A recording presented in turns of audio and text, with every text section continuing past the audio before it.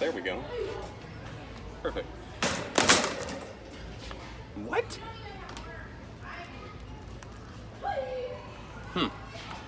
Weird.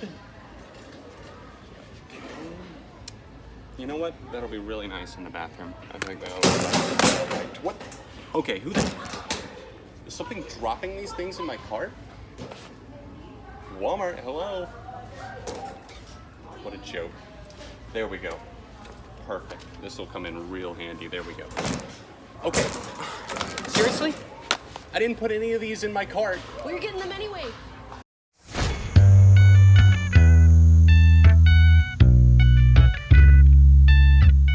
Controversy alert, scam alert, new video alert. What's up everyone, John from Beyond ARTV. It's time to talk about bundling concert tickets with your actual, wait, I said that wrong. In fact, it is not time to talk about that, except the opposite of that. People who are bundling their albums in with concert ticket sales, and why people are upset about it, why it's a trend that has been going on but is becoming more and more prominent, and why it's kind of screwing over the fans in the process. Now, if you're not familiar, at times you might notice when your favorite artist announces a new album, they also happen to announce a new tour. And sometimes that tour is way off. It's like way in the distance, like you need a telescope to see it. You're probably thinking to yourself, now why would they do that? Why would they announce so far in advance that tour, even if the album's dropping in June, maybe the tour isn't happening until, I don't know, January of the next year? Well, this tactic is being used and employed by record labels and the artists themselves because of money. It's as simple as that.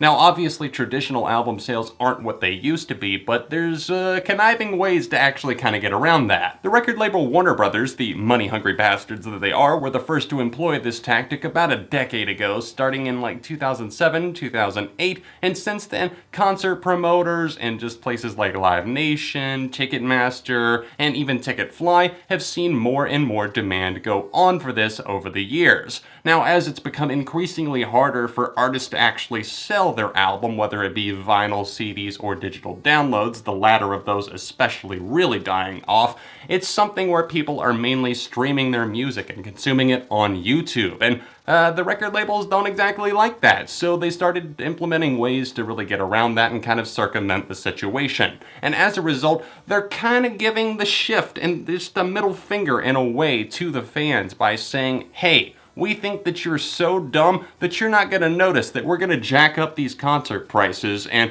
we're just going to slip it in there like, hey, we're giving you this album like you're getting it for free. But in reality, they're over there scheming and like, yes, the money. They won't even notice the tickets are $80, but it's whatever because it still counts as an album sale and we're debuting higher on the charts and we're also suckering them into paying more to go see this band or artist live. As many indie concert promoters have pointed out, it kind of feels like a huge scam in a sense. And especially with young people being the majority that make up concert attendees, it's something where the parent is generally buying for them and they don't exactly realize what's going on. And as I recently talked about in my concert video where I ranted about ticket prices, if you haven't seen it, then tap the little card right here that should be there or else at the end of the video, you will know that I don't exactly favor these high prices. Who does? Who wants to pay more for a concert? But this is starting to show even more why those prices might be going up. Now, if you're wondering who exactly is using this tactic, well, it's been a little bit of everything. We've seen the Chainsmokers do it, but let's be honest, who's really paying money to go see them live? And the likes of Katy Perry, some other big names, even big bands, Maroon 5, I say band ironically, and then some actual bands like Metallica and Arcade Fire. They're using these album bundles to really pad their album sales.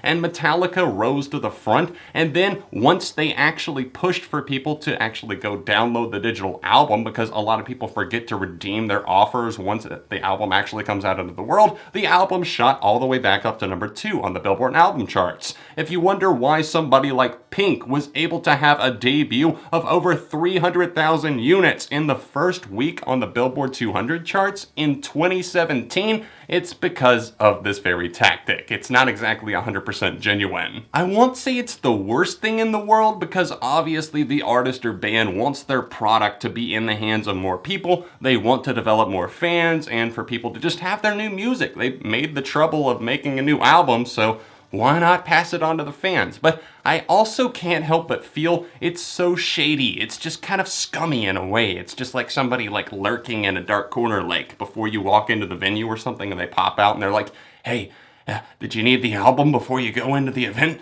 Before you go to the show tonight? Before you go to that Pink concert? You need that new Pink? I got that new Pink! If you don't really think it's doing all that much for first week sales, just look to Kenny Chesney, a country artist who actually went #1 with the highest amount of sales in a long time, since 2002 when Paul McCartney set the record, because obviously Paul McCartney in a live album, everybody wants that, but Kenny Chesney, I mean sure, there's a market, but at this point, isn't he a little bit washed up? Well, with his concert bundle that he had and the tickets and the album being tied together for his No Shoes Nation live album, it actually had some impressive first week numbers because people were actually purchasing the album when they bought tickets to the show. And I don't know if everybody exactly wanted that, but I think that people probably paid about $20 extra without even realizing it to just go see Kenny Chesney. As digital downloads go more and more by the wayside and decrease in popularity, it's going to be very interesting to see how this tactic is used by marketing companies, how people use it as a strategy, because sure, people still download it, but it's been actually reported that only about 20 to 30% of people on average actually use the redemption coupon after buying tickets to see this person live.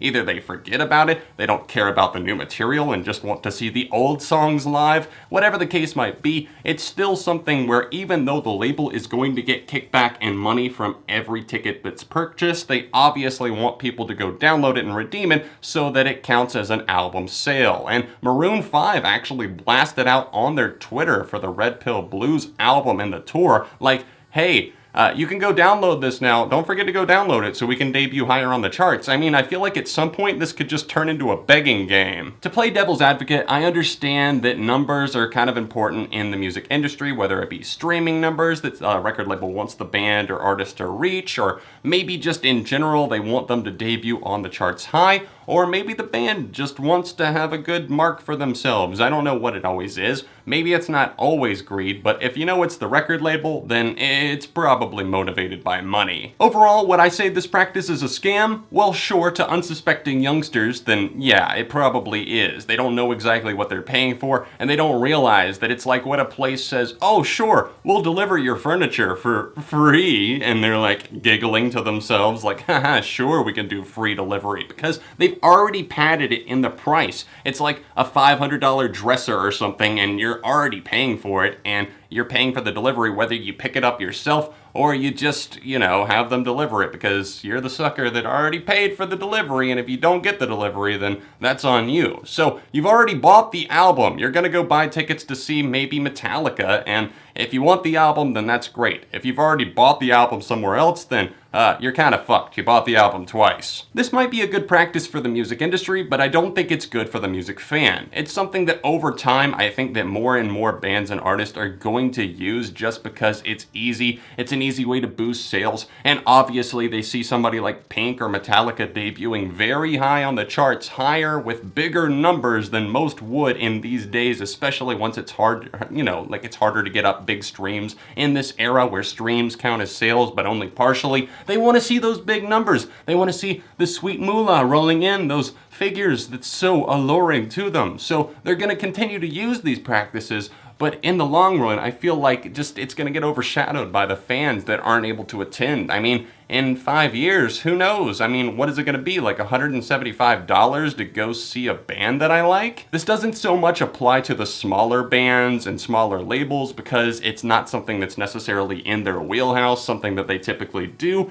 It's just kind of interesting, sad, scary, a lot of different things to see how everything is already playing out. And even though this isn't a new plan and method of attack for sales and marketing, it's something that's becoming more and more desirable to these people who are marketing the records and even to the people who are making them because it's all about the money at the end of the day. So that's my take on the situation, guys. What do you think? And what do you think about people who are like the opposite of that, like Taylor Swift, who had people actually buying stuff so that they could get tickets instead of, the other way around, which is what we were talking about today. Let me know your thoughts on any of this in the comments section down below. Don't forget to drop a like on the video while you're here. Subscribe for more news updates, opinion pieces, and obviously my weekly countdown show, 7 on Sunday, song reviews. We do it all here on Beyond ARTV, so join the force. That sounds horrible. It sounds like I'm trying to get you to be a state trooper. Just want you to subscribe to the channel. Thanks. Other than that, if you're able to, please support me on Patreon at the top link down below. It really does help videos keep coming on both of the channels on a monthly basis, and I really do appreciate all my patrons, so thank you to everybody who's been sticking around. If you want to see a couple of recent videos, then you can tap these links right here, including that concert one I talked about. All of my socials are linked in the description, and I'll see you soon for more on Beyond ARTV.